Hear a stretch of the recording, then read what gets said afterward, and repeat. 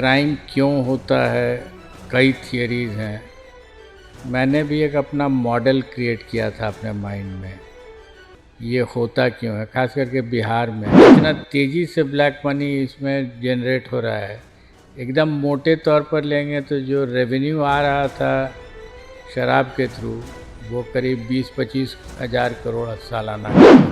और black money अगर control नहीं होगा तो अपराध नहीं कंट्रोल हो सकता। यही इसी ने मारा था कि ये वही गन पाउडर है जो बंदूक में मिला है, या उसके हाथ पर जो मिला वही घटनास्थल पर मिला। नमस्कार, आप देख रहे हैं देशवा न्यूज और मैं हूं आपके साथ वैष्णवी। बिहार विधानसभा चुनाव होने वाले हैं, लेकिन उससे पहले लगातार लॉ एंड ऑर्डर का मुद्दा जो है वो सामने आ रहा है। जिस तरीके से गोपाल खेमका की हत्या कर दी जाती है, इससे ये पता चलता है कि अपराधियों का तांडव लगातार जारी है। सिर्फ गोपाल खेमका ही नहीं, कई सारे कारोबारी की इसी साल हत्या कर दी गई है। रोजाना ऐसी खबरें सामने आ रही है जिससे पुलिस प्रशासन पर सवाल खड़े किए जा रहे हैं। और ऐसे में इस मुद्दे पर बातचीत करने के लिए मेरे साथ पूर्व डीजीपी अभयानंद सर मौजूद हैं। सबसे पहले सर, आपका स्वागत है हमारे चैनल में। धन्यवाद। सर, जिस तरीके से लॉ एंड ऑर्डर को लेकर सवाल उठाए जा रहे हैं, लगातार खबरें सामने आ रही हैं और गोपाल खेमका की हत्या उनके अपार्टमेंट के बाहर कर दी जा रही है और गांधी मैदान थाना थोड़ी ही दूरी पर था, तो क्या वजह है कि इस तरीके का लॉ एंड ऑर्डर हो चुका है बिहार का? तुलना तो मैं नहीं करूँगा। मुझे राज्य की क्राइम व्यवस्था को देखने का दायित्व मिला as ADG headquarter and as DGP. तो मैंने जो किया वो मैं आपको बता सकता हूँ। जी।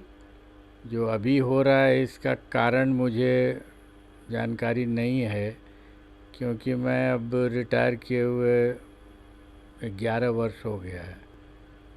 जो अंदरूनी जानकारी होती है तो वहाँ रहने से मिलती है, कोई सूचना मुझे नहीं रहती है, होना भी नहीं चाहिए। थोड़ा मुश्किल है बताना कि अभी क्यों हो रहा है।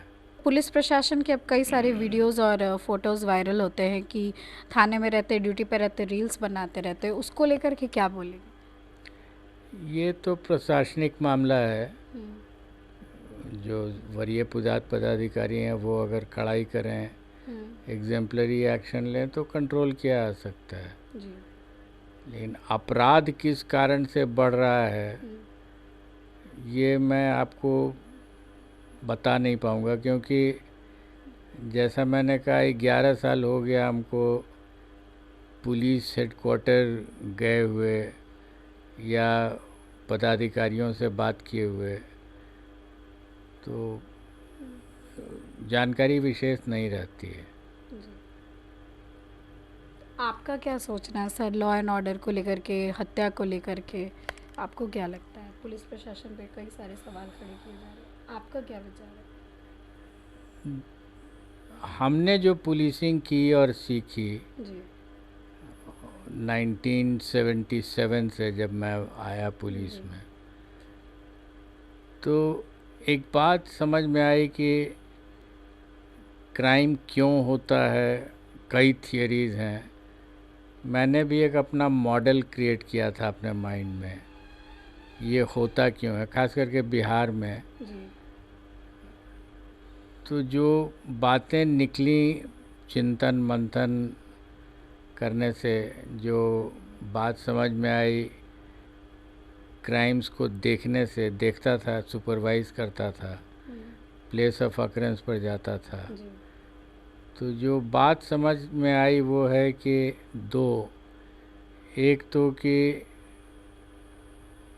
अर्थ इसका मुख्य कारण है।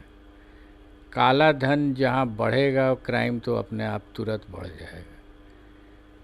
और दूसरा है कि भय होना चाहिए अपराधियों में, वो पुलिस का भय नहीं होना चाहिए, वो कानून का भय होना चाहिए।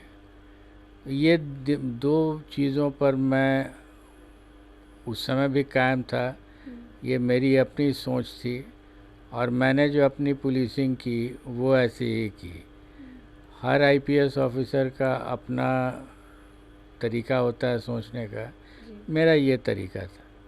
और इसीलिए आप देखेंगे ट्रायल और इन्वेस्टिगेशन पर मेरा जोर था। मेरा जोर था आर्थिक अपराध पर। ये आर्थिक अपराध इकाई जो आज बनी हुई है, जी। ये मेरी सोच थी कि इसको अलग बना करके और बड़े बड़े जहाँ ब्लैक मनी जनरेशन्स हो रहे हैं, अब जैसे ये शराब है, जी। शराबबंदी भी बहुत बड़ा ब्लैक मनी का सोर्स हो गया है। इतना तेज़ी से ब्लैक मनी इसमें जनरेट हो रहा है। एकदम मोटे तौर पर लेंगे तो जो रेवेन्यू आ रहा था शराब के थ्रू, वो करीब 20-25 हज़ार करोड़ सालाना का था। तो 20-25 हज़ार करोड़ तो किसी दूसरे के हाथ में जा रहा है, सरकार के हाथ में आ नहीं रहा है।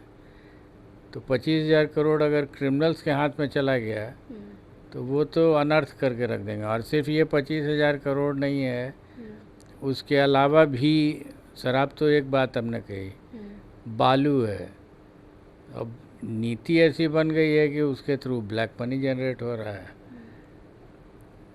आई बिलीव कि ब्लैक मनी अगर जनरेट होगा किसी भी सोर्स से तो अपराध तुरंत सशक्त रूप ले लेता है वहाँ। और जब अपराध होगा, जिस अपराध की चर्चा हम लोग कर रहे हैं, तो अपने आप ब्लैक मनी भी जनरेट होगा। तो ये दोनों अनुनाश्रय संबंध वाली चीज़ें हैं, एक दूसरे से लिंक्ड है ये दोनों चीज़ें। तो शराबबंदी जैसे जो कदम उठाया गया मुख्यमंत्री की तरफ से, और कहते हैं कि अब बिहार का इससे भला हो रहा है, युवाओं में ऐसा नहीं है, लेकिन जब हम लोग बातचीत करते हैं तो कई लोग बोलते हैं कि ये सिर्फ नाम का है, हमारे पास सबके पास अवेलेबल है।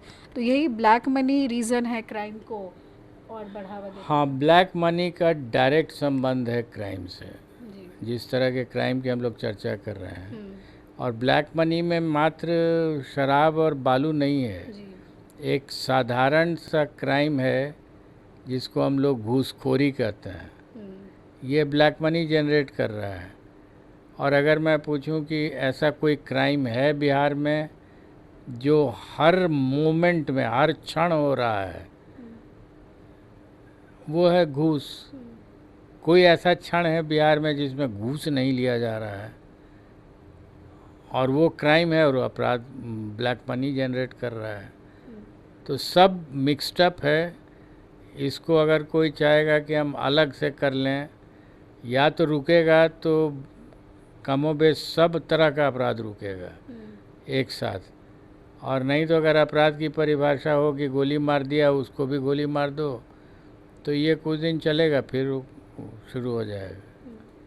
सर, एक सवाल है कि पुलिस प्रशासन को इतनी लेट क्यों हो जाती है? इतनी बगल में रहते हैं, कुछ भी घटना हो जाती है, सिर्फ गोपाल खेमका की बात नहीं है, बाकी जगह पर भी काफ़ी लेट से ये लोग पहुंचते हैं। तो लेजीनेस हो गए हैं इन लोग? नहीं नहीं, ये लेजीनेस नहीं है। और आपको मैं बताता हूँ, कोई भी थाना हो, गांव का हो, जी। शहर का हो, ऐसा हो ही नहीं सकता है कि कोई मर्डर की सूचना मिल जाए, जिस मोमेंट में सूचना मिलेगी तो थानेदार रश नहीं करेगा, ये मैं मानने को नहीं तैयार हूँ। चाहे वो अच्छा थानेदार हो, बुरा थानेदार हो, वो जाएगा ज़रूर तुरंत। डकैती हो, मर्डर हो, वो निकलेगा तुरंत। अब सूचना उसको कब मिल रही है, ये कई कारणों पर डिपेंड करता है। कभी कभी सूचना नहीं भी मिल पाती है। इस केस में क्या हुआ मुझे नहीं जानकारी। एसएसपी को चेंज किया गया, अवकाश कुमार को अब कार्तिकेय के शर्मा बन चुके हैं, और वजह बताएगी कि अपराध कंट्रोल नहीं हो पा रहा था कहीं ना कहीं, और इसके वजह से तो सबसे पहले इसी में तबादला हो जाता है, आईपीएस ऑफिसर्स को इधर से उधर कर दिया जाता है, फिर भी तो कंट्रोल नहीं देखने को मिल रहा। हमने आपको बताया ना कि एसपी क्राइम कंट्रोल का संबंध है ब्लैक मनी से। जी। और ब्लैक मनी अगर कंट्रोल नहीं होगा तो अपराध नहीं कंट्रोल हो सकता है। इसको मैंने प्रैक्टिस करके देखा है। मैं कोई भावनात्मक बात नहीं कह रहा हूँ, प्रैक्टिस करके मैंने देखा है। I can give you an example.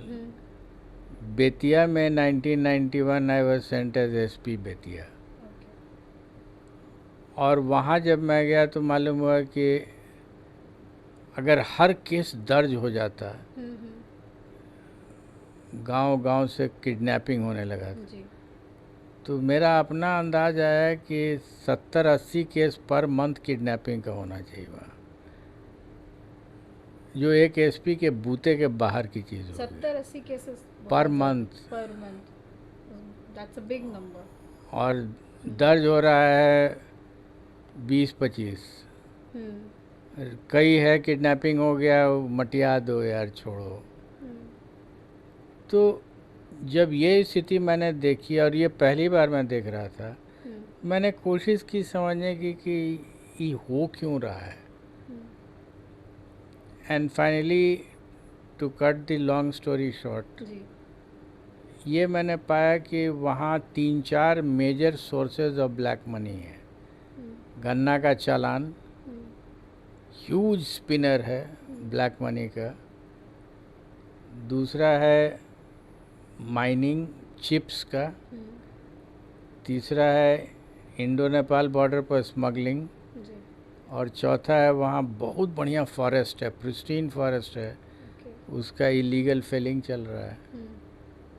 तो ये चारों से जो काला धन जनरेट हो रहा था, वही उस पर कंट्रोल था किडनैपर गैंग्स का। Nobody had seen it. हमको जब दिखाई पड़ा तो हमने तय किया कि इसी चारों सोर्स को हम हिट करेंगे। इनका आर्थिक स्रोत जो है वो ख़त्म हो जाएगा, और तब इनकी शक्ति ख़त्म होगी। और ये जब मैंने किया तो वहाँ शांति हो गई। शांति हो गई। एक आखिरी सवाल है सर, इस गोपाल खेमका के केस में जो इनकाउंटर किया गया, आपने खबर पढ़ी होगी, इनकाउंटर किया गया है जो आरोपी था उसको लेकर के, तो इनकाउंटर जब किया जा रहा है इसको लेकर के आप क्या सोचते हैं? नई जानकारी है। एनकाउंटर हो रहा है तो उसके फैक्ट्स क्या हैं हमको नहीं जानकारी है। और नंबर 2, ये कहना कि यही व्यक्ति ने शूट किया है जी।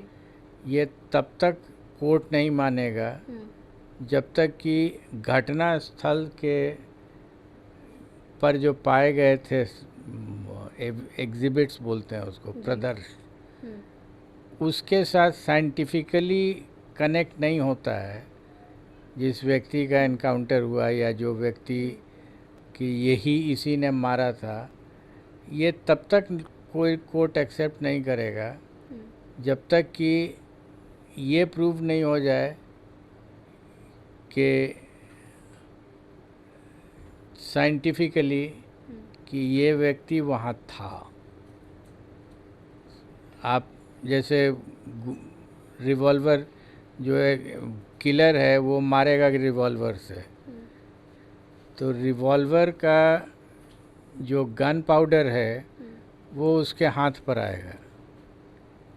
हम लोगों के पास फॉरेंसिक साइंस डिपार्टमेंट जो हमने सेटअप कराया है यहाँ, ये कैपेसिटी है कि वो ट्रेस भी मिल जाएगा इस पर, तो वो कनेक्ट कर सकता है कि ये वही गन पाउडर है जो बंदूक में मिला है, या उसके हाथ पर जो मिला वही घटनास्थल पर भी मिला है।